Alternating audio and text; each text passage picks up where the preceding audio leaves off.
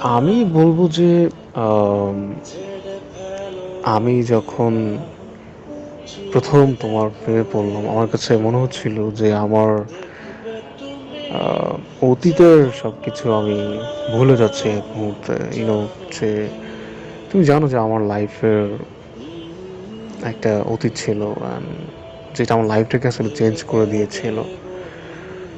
Finally তোমাকে ভালোবাসার পর আমার কাছে মনে হয়েছে যে হ্যাঁ, আমি সত্যিকারের একটা মানুষকে পেয়ে গিয়েছি। সো তোমাকে আমার দরকার, অ্যান্ড সেটা যে কোনো মূল্যে। ভালোবাসি তোমাকে, অনেক বেশি ভালোবাসি।